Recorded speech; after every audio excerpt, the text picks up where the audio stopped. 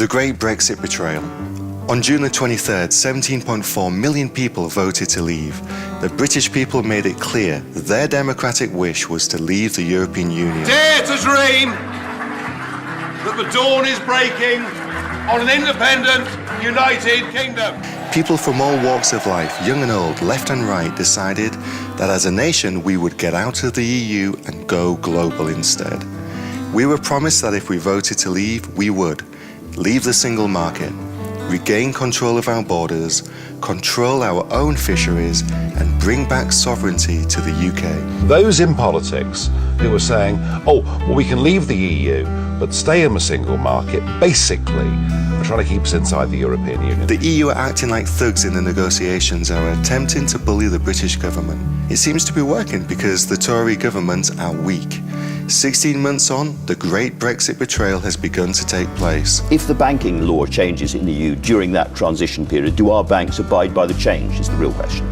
Well, and the point is that as part of... Now, there may be... I don't hear that as a yes or a no. Brexit means Brexit, and we're going to make a success of it. The Conservative Party and Theresa May are in a mess and are unable to deliver Brexit. Now they want a 2-year transition period of more EU rules and regulations. It will now be 5 years after the referendum date that we will actually get Brexit.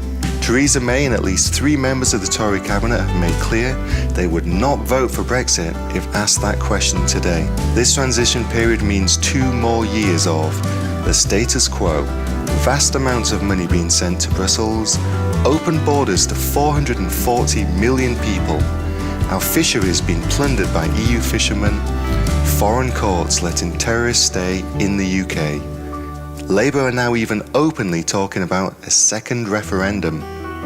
Now more than ever, we must be vigilant about protecting the referendum result and make sure that the will of the people is respected. What a thought. If they were to betray the wishes of the biggest democratic exercise in the history of this nation, if they betray those people, you ain't seen nothing yet. Only EFDD and UKIP MEPs are actually standing up for Brexit. Like and share this video to ensure that we get a real British Brexit, and write to your MP demanding that they deliver.